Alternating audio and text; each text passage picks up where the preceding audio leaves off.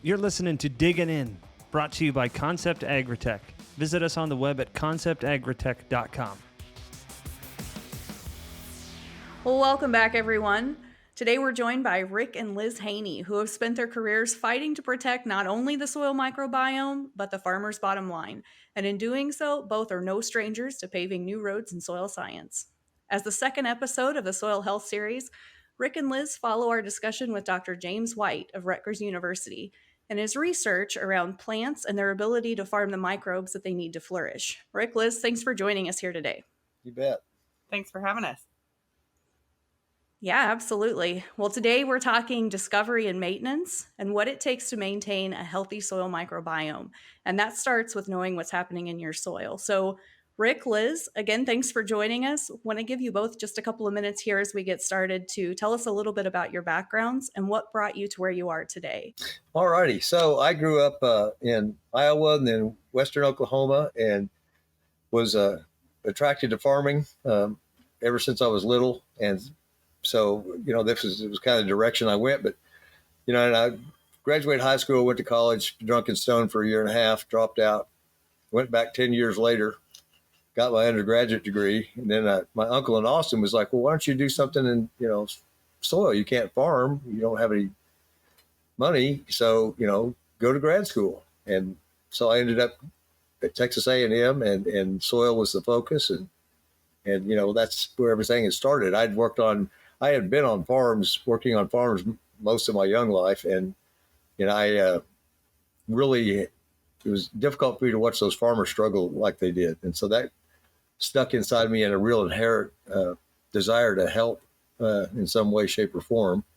And then when I got to Texas A&M, things started to show up that I didn't recognize that were coming from a soil perspective. Yeah. So Liz, Rick, is that where you guys met? Yes. Yeah, it's a great story because we were at Texas A&M and there was a little Coke machine at the bottom floor down there. And I went down there and I saw this person squatted down, picking a quarter up off the ground, had overalls on. And I thought, short hair. I wonder who that skinny white dude is. It was her.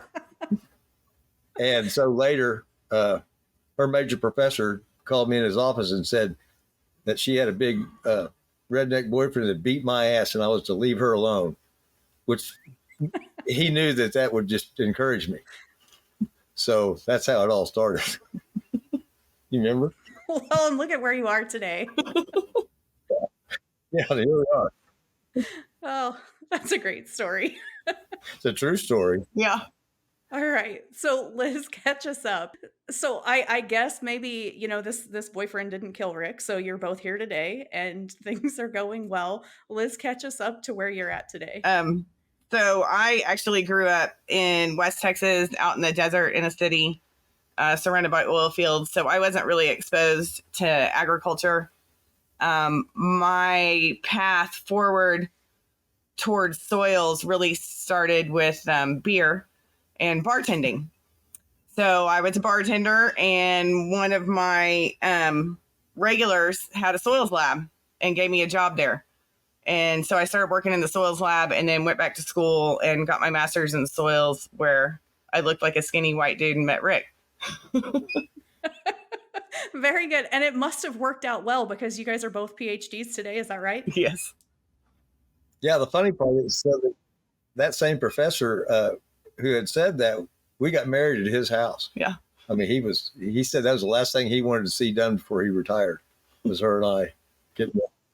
Nice. And so did you guys follow that PhD track together as well? No, I got mine. I got my master's and then my PhD, and Liz got her master's, and then she worked in the private sector for quite a while, and then she came back and got hers.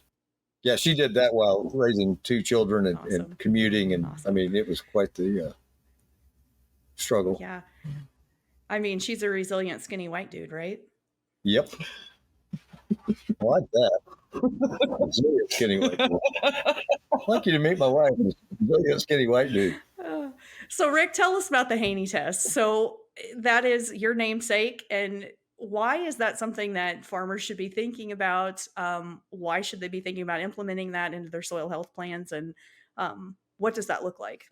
Well, back when I was working on farms, I mean, I was just, I didn't know anything about soil, and nobody else really did either. It seemed like, I mean, we were pulling in hydrous tanks and conventional till and monoculture and, all the wrong things that you do now. And so it was just such a shock to me. I didn't have a lot to unlearn when I got to grad school. But what I did know is I wanted to help farmers in some way, shape, or form. And what struck me in talking to a lot of people when I was in grad school was that fertilizer inputs were a very expensive part of farming. And so I thought, well, there's the place that we could maybe do some good. And so you start looking at soil testing methods, and the testing methods were pretty antiquated and not really well thought out, and certainly had absolutely nothing to do with how nature does things. And I've always been a huge fan of nature. And so I began to study how nature does things, how we can incorporate that into soil testing, and get a better answer, because we can do whatever we want to a soil in a lab, expose it to this, expose it to that, dissect it, grind it, burn it, whatever. But if that's not happening out in the field, then what are we really looking at? So the idea there was, if we can mimic what's happening in the field where things actually happen, that in soil testing, we might be down the road better and allow the soil to tell us what it needs instead of us just deciding that based on our, wisdom from I don't know what. But yeah. So that is completely logical, but how do you get from that thought process to actually developing a test? It was a series of epiphanies. It was a series of little, like, for example, in standard testing, you use all these different man-made soil extractants, right? So we're going to pull out all these nutrients based on this chemistry. Well, outside in the field, it rains water.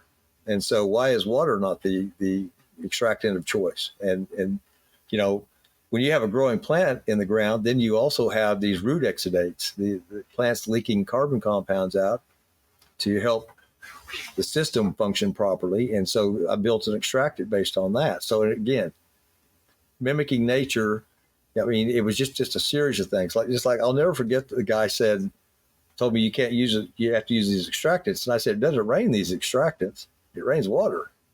And he really didn't know what to say to that. He and so it was just a very different way of thinking. It was a more simplistic way of thinking. It was a more nature-based way of thinking. And, because nature has had, research and development going on for billions of years. So, and we've been fairly new to the scene, so we haven't been really thinking about it. And in my talks, I recently said, nobody's walking around with a rotary dial phone in their pocket now. So, that's about where standard soil testing is stuck back in those ages. It was time to make a change and improve. Right. So put a timeline on the Haney soil health test, from the time that you kind of had that aha moment or, the leading up to that to where we are today. Well, it started in 96, really started playing around with the soil respiration stuff, and that we could do that rapidly. Prior to that, we were, all the literature was saying you had to, spend a couple of weeks incubating soils. And then Alan Franzlieber's showed me that I think we can do this in one day. And so, that kicks open the possibility for soil testing labs to adopt some of this stuff.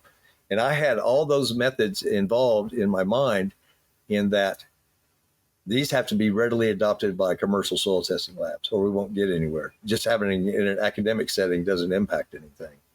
And so all the methods were created to be rapidly done by a commercial lab. And so that was in 96 is when it really started. But it wasn't until about 2008 when it really came together in my mind. All the pieces came together. And then NRCS was interested in it. Ray Archuleta, Gabe Brown got interested in it, and that kind of kicked it off. And so, it kind of took off from there. But it took a while to bring it all together. So talk about those commercial labs today. Can a guy go to any lab, or do you have a select network that you're working with? Where can you get this Haney soil test done at? Well, it's hard for me to say what that really is, what lab to actually go to, because, I don't know what everybody's doing.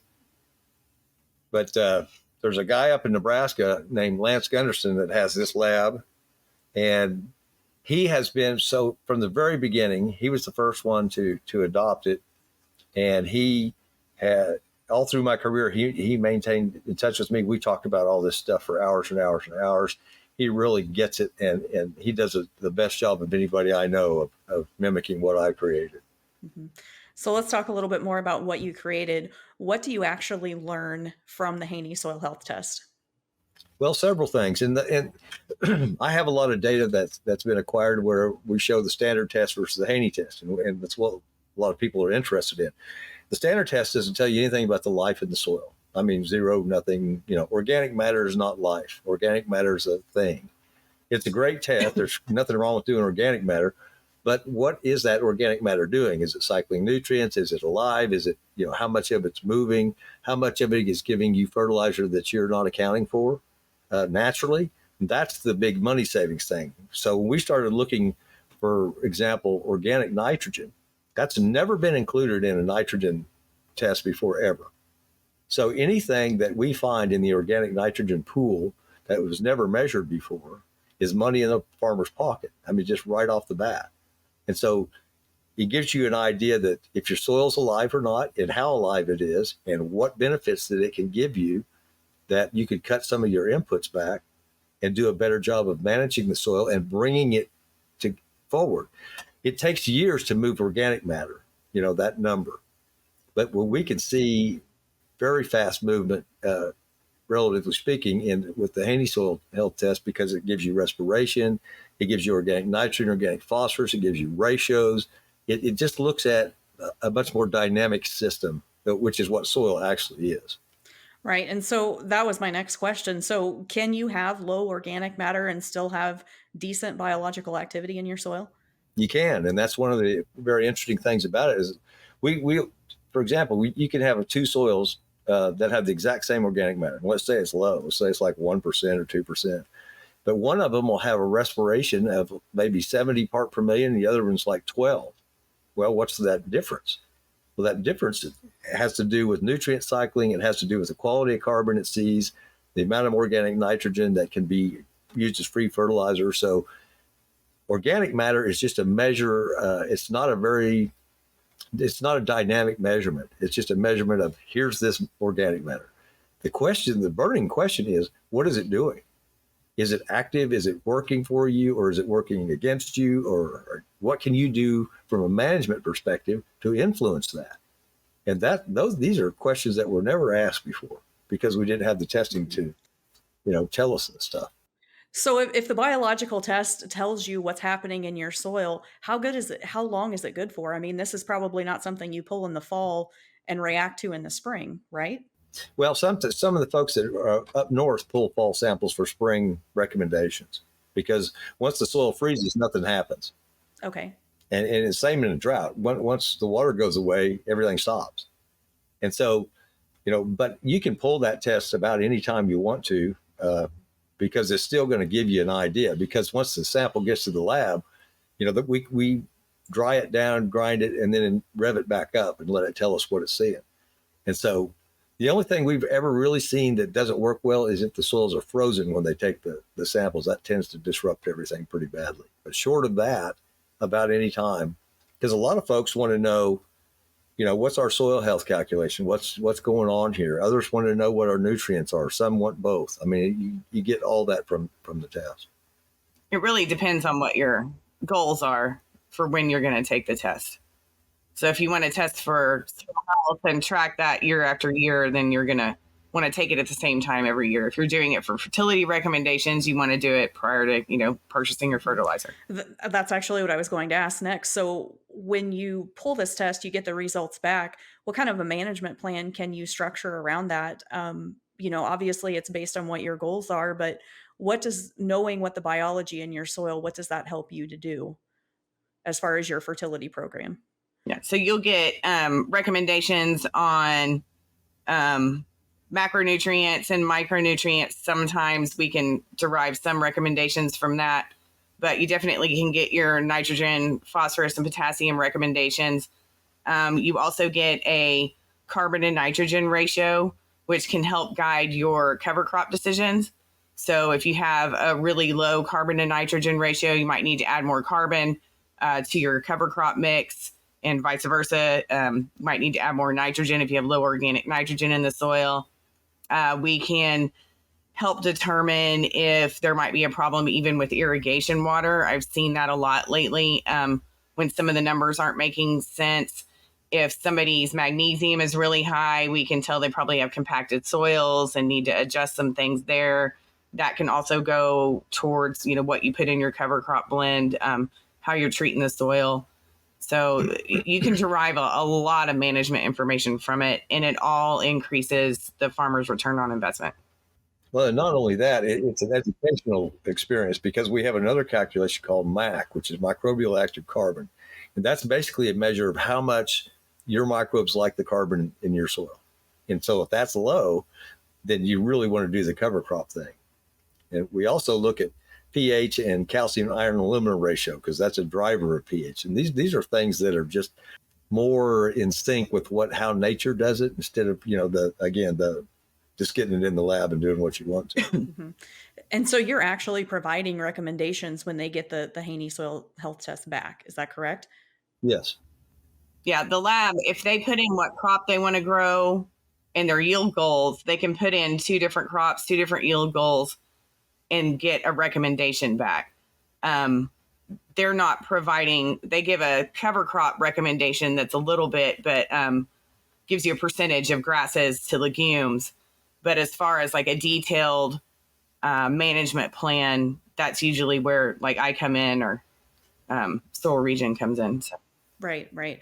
So Rick, Liz, let's talk a little bit about adoption. So this was mid-90s, 2008. You said it started to take off.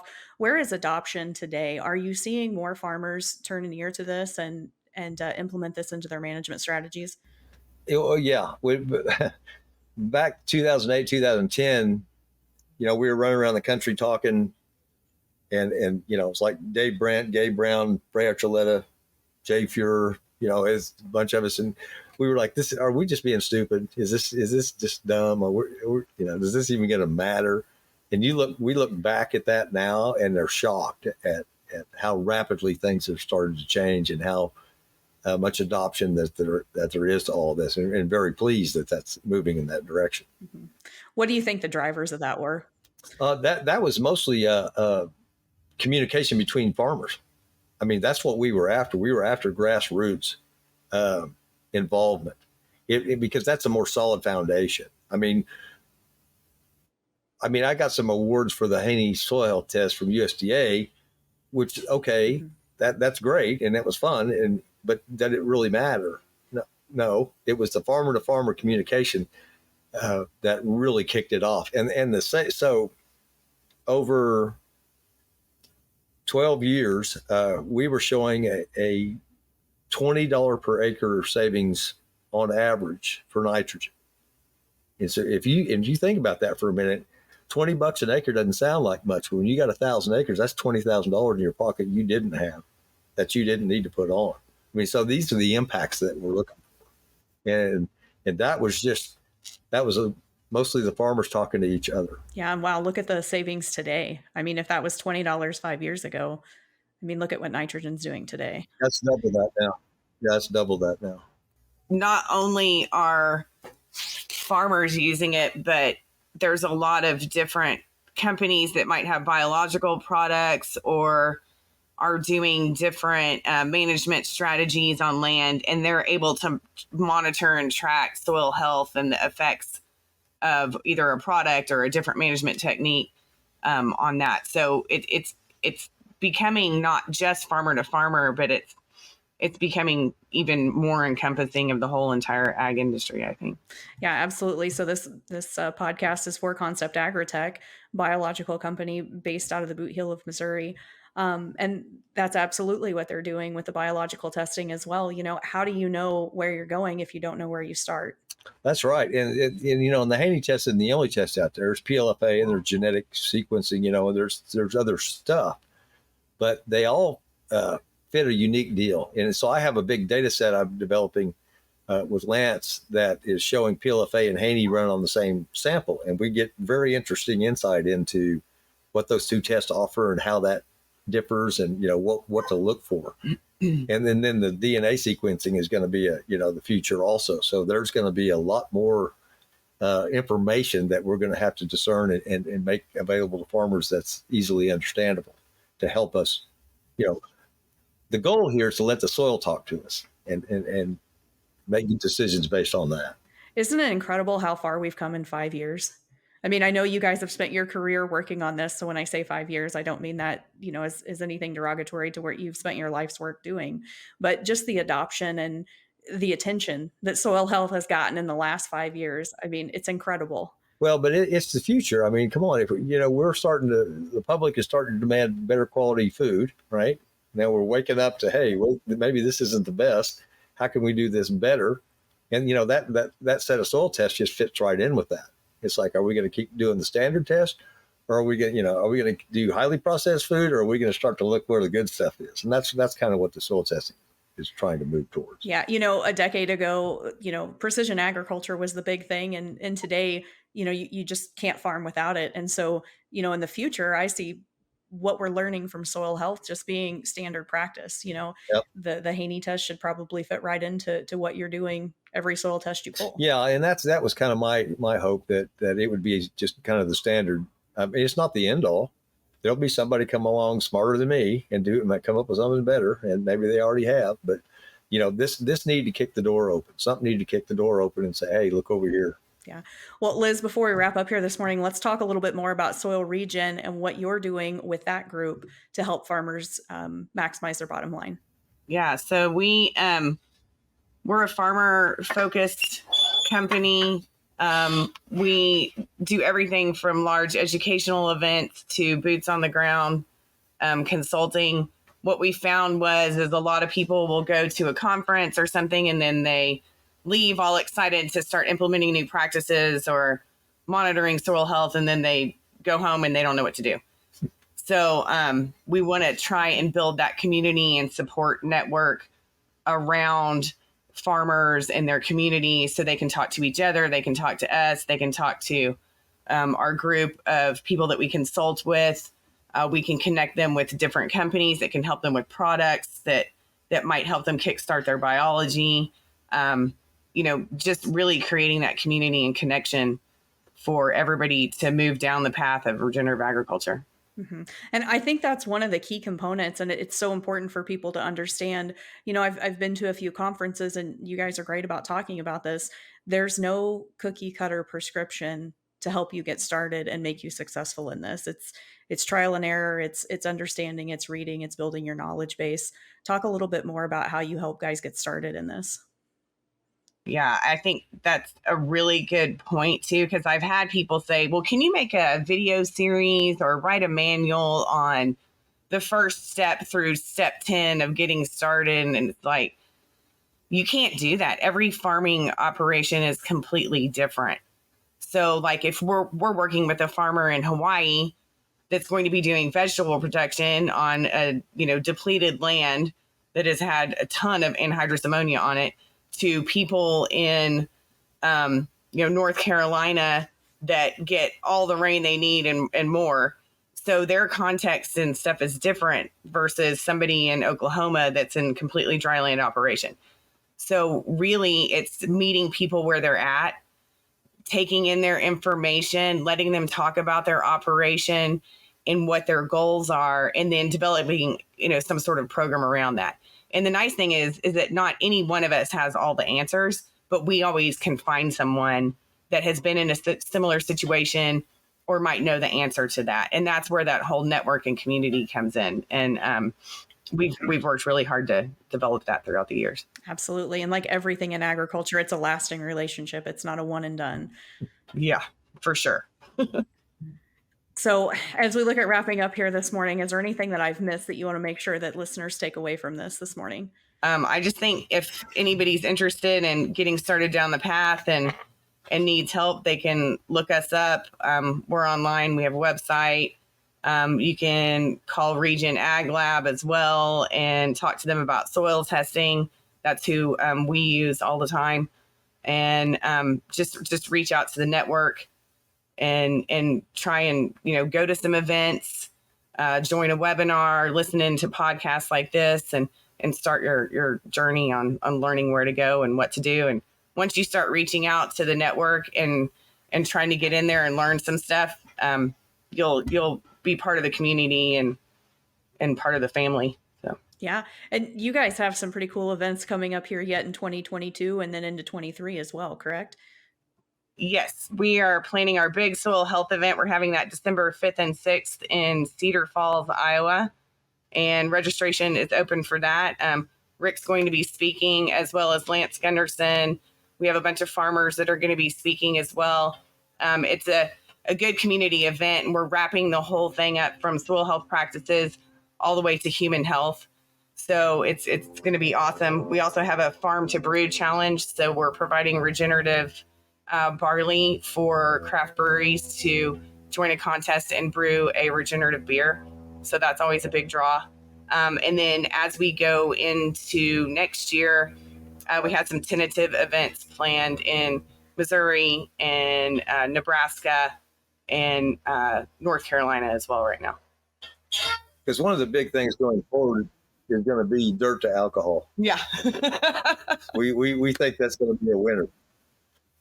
It's a really good gateway into meeting the consumer and teaching the consumer about clean water and agriculture, where their food comes from, and regenerative ag practices.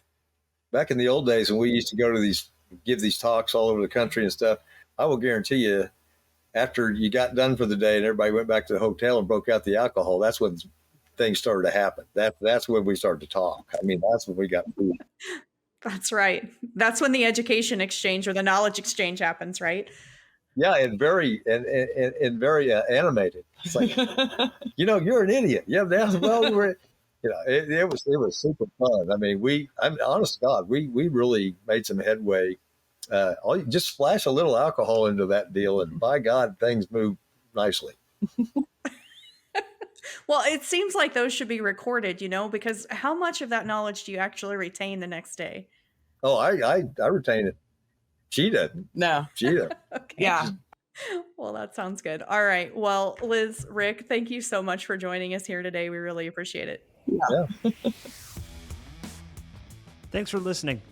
Get more information at conceptagritech.com.